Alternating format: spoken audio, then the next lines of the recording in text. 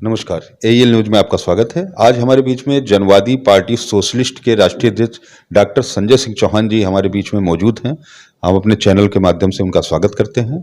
और हम आज चर्चा करेंगे कि जिस तरीके से उनका गठबंधन चल रहा था समाजवादी के साथ में और आज उपचुनाव हुआ जिसमें समाजवादी की हार हुई है, हम उनसे चर्चा करेंगे इस विषय पर। संजय जी, सबसे पहले हमारे जो दर्शक देख रहे हैं उनको अपना परिचय दे दें।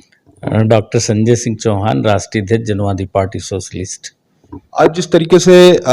उपचुनाव हुआ है जिसमें कि समाजवादी पार्टी के साथ आपका जनवादी पार्टी का गठबंधन था और समाजवादी पार्टी की हार हुई है, तो उसमें आपका क्या कहना है? देखिए, भाजपा की सरकार थी, चुनाव को जितना प्रभावित कर सकता था प्रशासन और सरकार ने मिलकर के उतना प्रभावित किया। जनता को अगर स्वतंत्र रूप से चुनाव लड़ने के लिए छोड़ दिया गया होता तो निश्चित रूप से जनता का पक्ष हमारे पक्ष में रहा होता। हम लोगों का प्रयास ठीक रहा है, बस थोड़ी सी दिक्कतें हैं जिसे अखिलेश यादव जी को ठीक करना होगा। दगी हुई कारतूसों से हम जंग नहीं जीत सकते। आजम खां साहब जिनके कहने पर वो 2 राज्यसभा 2 एमएलसी उनके लोगों को बना दिए और खुद आजम खां साहब अपनी सीट नहीं बचा पाए। स्वामी प्रसाद मौर्य को उन्होंने टिकट दिया, चुनाव हार गए, हारने के बाद भी फिर उन्हें एमएलसी बना दिया। अखिलेश यादव जी को सोचना पड़ेगा कि इन दोनों लोगों की वजह से उन्हें कितना फायदा हुआ इस उपचुनाव में और इन लोगों का कितना वोट सपा का बढ़ाने में कामयाब हुए। मौर्य समाज का कितना वोट गठबंधन को दिलाने में, समाजवादी पार्टी को दिलाने में मौर्य जी कामयाब हुए। कितना वोट गठबंधन के और दल के जो नेता हैं जो गमछा लगा लगा करके लगातार यह दम भरते रहे कि हम अपनी पूरी कम्युनिटी का वोट दिला रहे हैं, उसका भी उन्हें आकलन करना होगा कि वो उन बूथों पर उनके कितना वोट मिल पाए। जनवादी पार्टी सोशलिस्ट को जो सम्मान मिलना चाहिए था, अगर ये दिए होते तो 1,80,000 वोट वहां पर जनवादी पार्टी के कम्युनिटी का था, चौहान समाज का था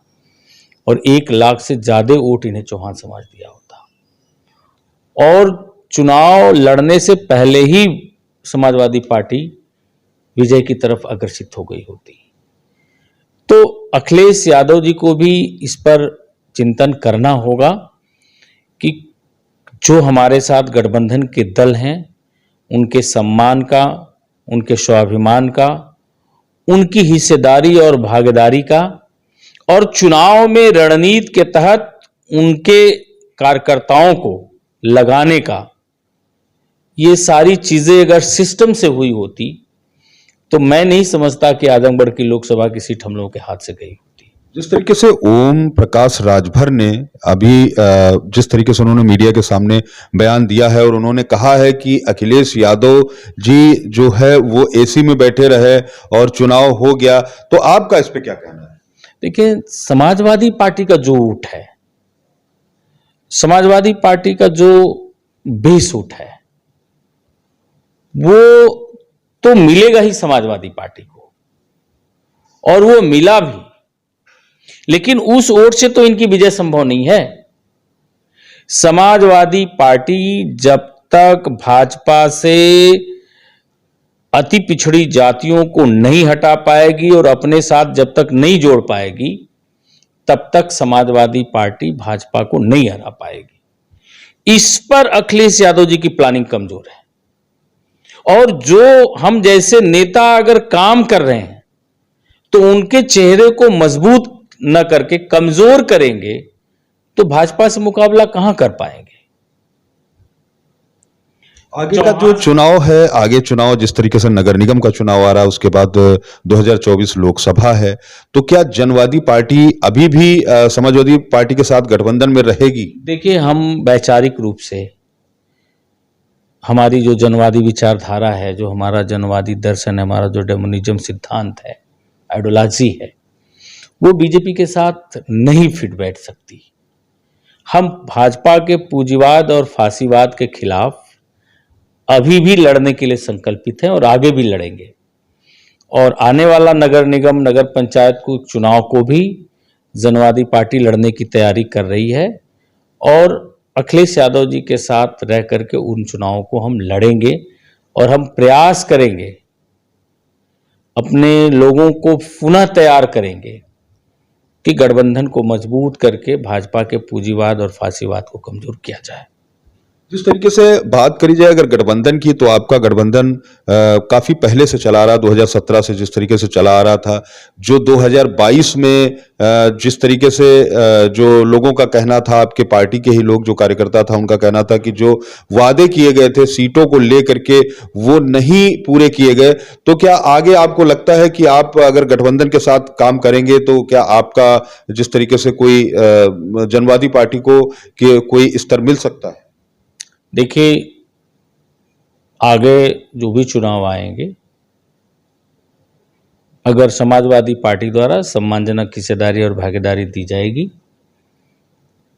तो हम सब लोग आज भी साथ हैं और कल भी रहेंगे। और अगर नहीं मिलेगी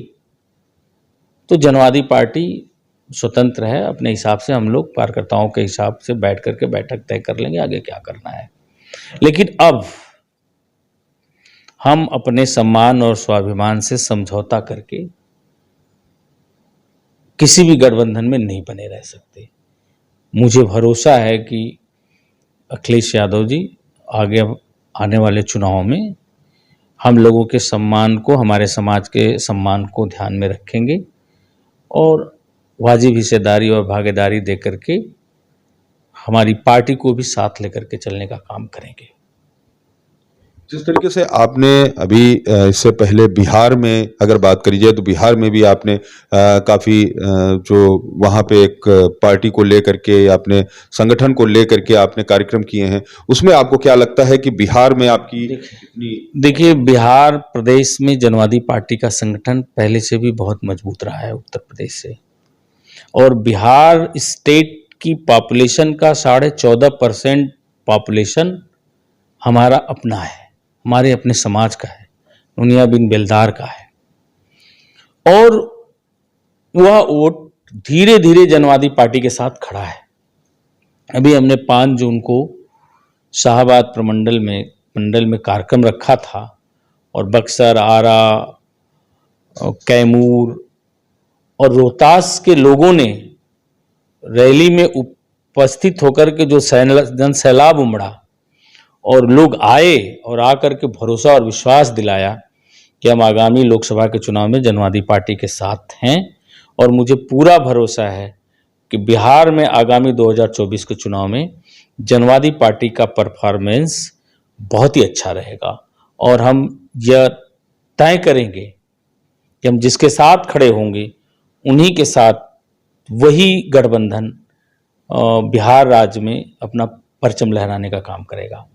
अगर बात करी जाए गठबंधन की, तो बिहार में आपको क्या लगता है आप किसके साथ गठबंधन कर सकते हैं? अभी बिहार में मैंने गठबंधन पर किसी दल और किसी पार्टी से बात नहीं की है और नहीं अभी मैं करने वाला हूं। अभी हमारा पूरा फोकस अपने पार्टी के संगठन को मजबूत बनाने का है और हम 40 पार्लियामेंट सीटों पर अपने संगठन को खड़ा करेंगे। और हमारे पार्टी पदाधिकारियों का, ज्यादातर पदाधिकारियों की यह सोच है कि हम बिहार के परिदृश्य में 40 लोकसभा सीट पे जनवादी पार्टी को चुनाव मैदान में उतारें और अपने पार्टी का एक मजबूत ग्राफ खड़ा करें और 2024 के चुनाव में हम बिहार में 6% से ज्यादा वोट गेन करके हम अपने पार्टी को बिहार स्टेट स्तर पर मान्यता प्राप्त दल के रूप में स्थापित करें, जिससे कि हमारा चुनाव चिन्ह और हमारी पार्टी अस्थायी रूप से बन सके, ताकि आगामी आने वाले समय में 2025 का जब विधानसभा का चुनाव हो तब बिहार की राजनीति में जनवादी पार्टी पूरी तरह से सत्ता और सियासत में जा सके। अगर बात करी जाए 2024 की उत्तर प्रदेश की, तो 2024 उत्तर प्रदेश में जो लोकसभा चुनाव होने वाले हैं, तो अगर आपको जिस तरीके से आपने कहा कि हम समाजवाद के साथ हैं, समाजवादी पार्टी के साथ मिल करके चुनाव लड़ेंगे। लेकिन अगर सम्मान की बात करी जाए या जो भी आपके साथ वादे हैं, अगर उस पे समाजवादी पार्टी खरी नहीं उतरी तो क्या जनवादी पार्टी स्वयं चुनाव लड़ेगी? जनवादी पार्टी उत्तर प्रदेश में भी अपने दम पर चुनाव लड़ने की और संगठन को मजबूत बनाने के क्रम में लग गई है।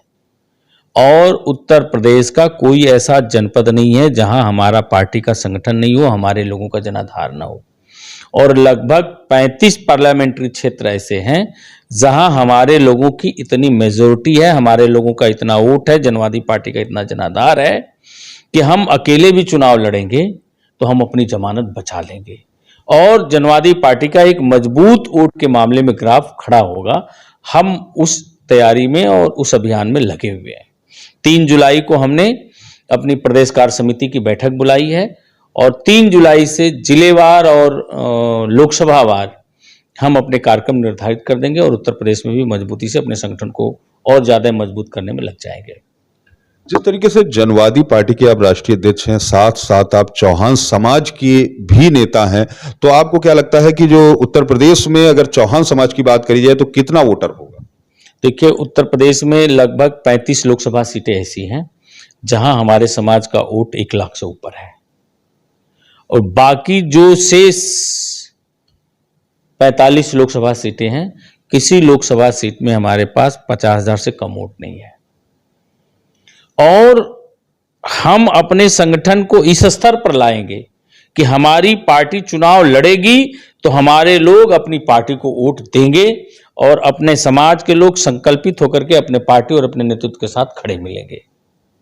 धन्यवाद। देखिए, ये थे संजय सिंह चौहान जी, जो कि जनवादी पार्टी सोशलिस्ट के राष्ट्रीय अध्यक्ष हैं। इन्होंने बताया कि जिस तरीके से 2024 का लोकसभा चुनाव आने वाला है, 2024 में अगर समाजवादी के साथ गठबंधन में नहीं रहते हैं तो इंडिविजुअल भी चुनाव लड़ सकते हैं। और बिहार की अगर बात करी जाए तो बिहार 2025 जिस तरीके से उन्होंने बताया कि उसकी भी तैयारियां चल रही हैं, तो कहीं ना कहीं जनवादी पार्टी की अगर बात करी जाए तो जनवादी पार्टी सोशलिस्ट जो है वो भी